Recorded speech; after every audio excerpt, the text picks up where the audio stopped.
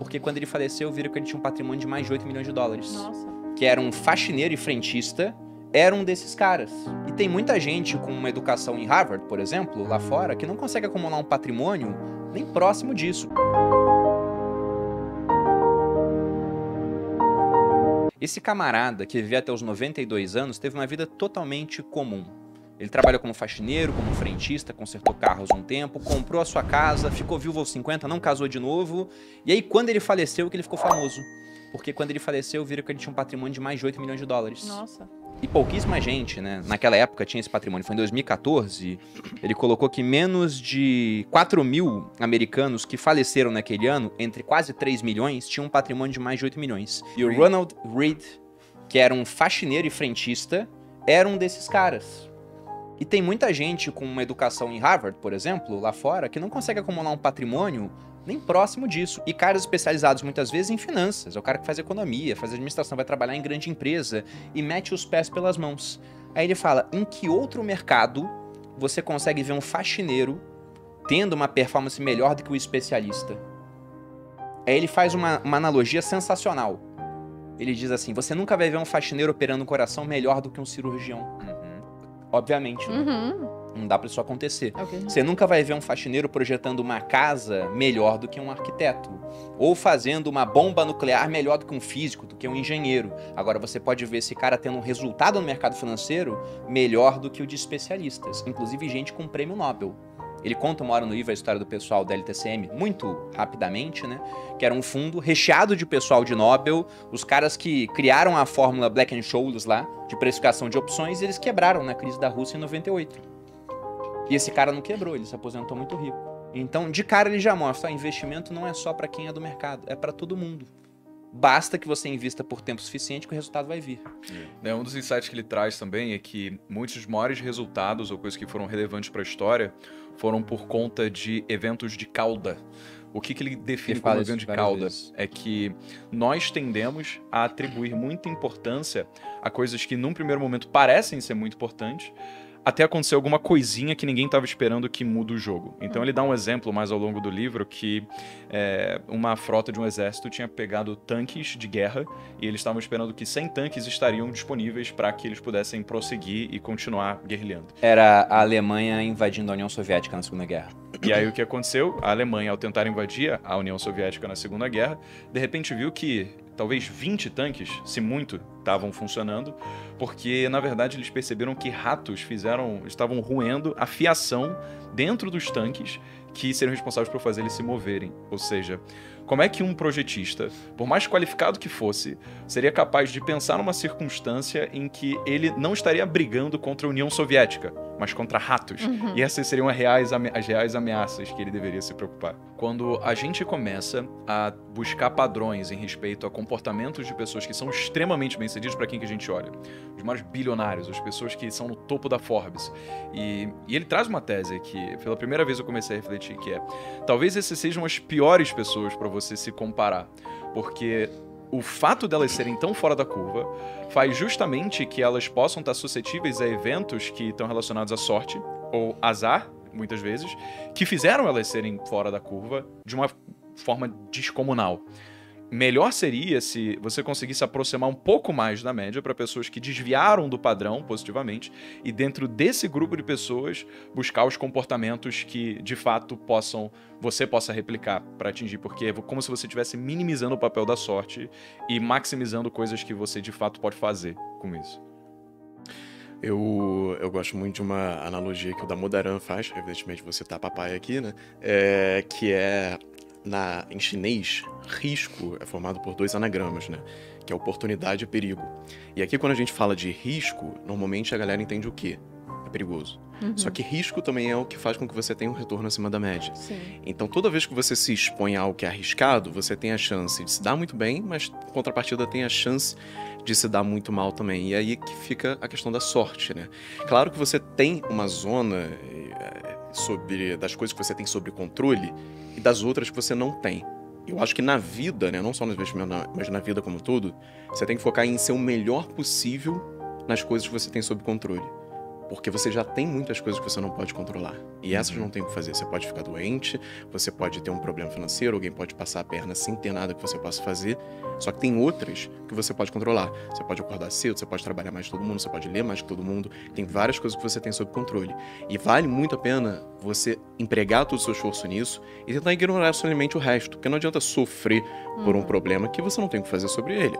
Não adianta também você criar uma expectativa sobre algo que você também não tem sobre controle. Ah, joguei numa loteria, será que vou ganhar no final do ano? Não vale a pena criar uma expectativa em relação a isso, apesar de ser racional, eu acho que a gente vai entrar nesse ponto depois, que muitas pessoas criem essa expectativa, já que é a única saída que ela tem da situação atual dela. Então, tem esse papel muito grande. Outro ponto que eu acho que é relevante também é, na literatura discute-se muito sobre a real capacidade, ou real capacidade não, mas a influência da sorte no retorno do Warren Buffett. E isso pode parecer uma heresia muito grande. Você está questionando o retorno do Warren Buffett, você está falando que é sorte? Não. Mas se você colocar 100 macacos numa sala, atirando dardo para escolher as ações, vai ter um deles que vai performar absurdamente bem. Significa que ele é um bom investidor, um bom analista, ou que foi papel da sorte. Quando a gente tem um negócio chamado antropomorfismo, né, que é a tendência da gente pensar tudo em características humanas e nos elevar e colocar a gente acima de todos os outros animais e tal. E aí a gente sempre acha que tem um papel muito grande do raciocínio na hora de você conseguir um retorno muito alto. Mas até que ponto não é sorte? Até que ponto o raciocínio todo não é só uma narrativa para justificar a sorte que você deu?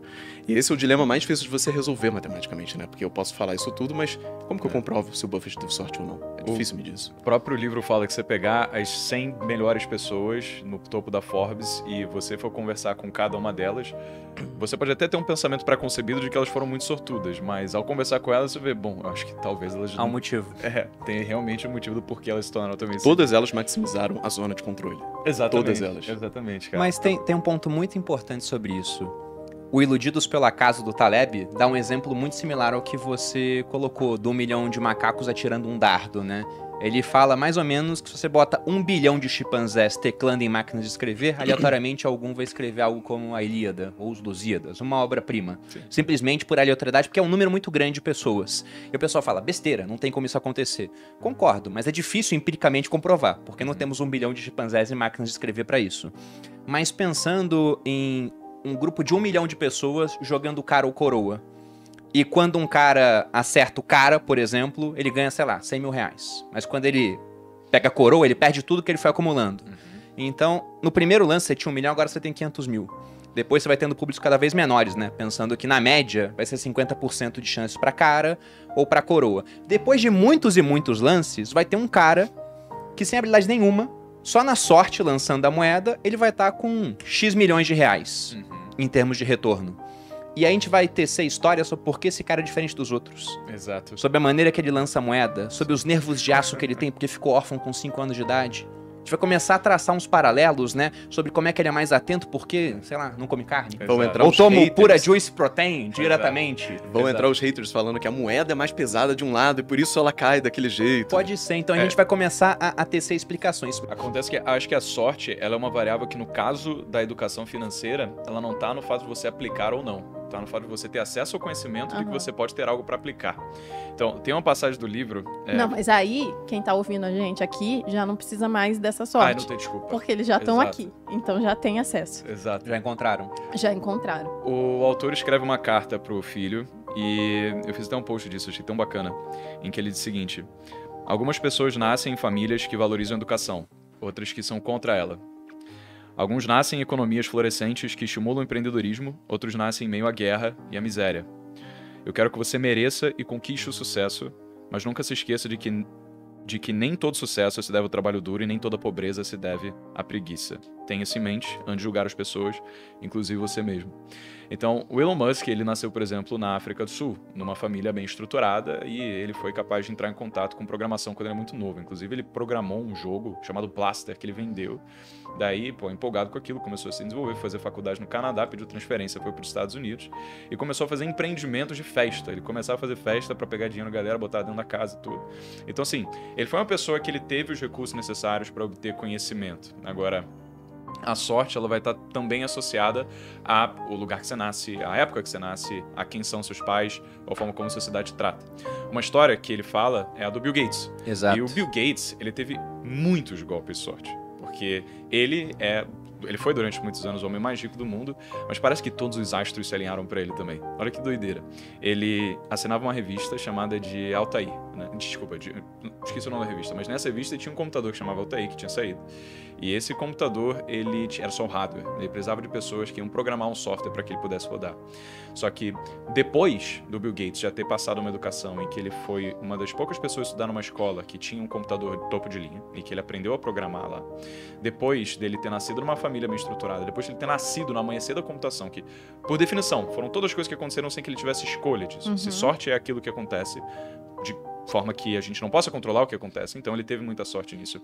Quando ele pegou essa matéria do Altair, ele já estava em Harvard, ele decidiu largar Harvard. O que também foi, se você pensar, mérito dele fazer. Então, ele teve algumas atitudes que ele escolheu, dado a sorte que lhe foi concedido. Ele optou largar a faculdade mais prestigiada do mundo, o que para uma parte das pessoas seria loucura, seria insanidade, só que ele conseguiu exercer um alto retorno sobre a sorte que lhe foi concedida. Então, ele quer dizer que não teve mérito? Não, mas ele conseguiu explorar um evento de cauda por conta de toda a sorte que foi concedida a ele. Citando Picasso, toda vez que a sorte bateu na minha porta, ela me encontrou no meu ateliê. Então, tem o fato de você estar disposto a aproveitar a sorte quando ela bate na sua porta. Ela bate poucas vezes. Então, sua zona de controle tem muita influência sobre a zona de não controle também. Bem estoico isso, né? O Sêneca, ele falava que sorte é o que acontece quando a oportunidade encontra o homem preparado.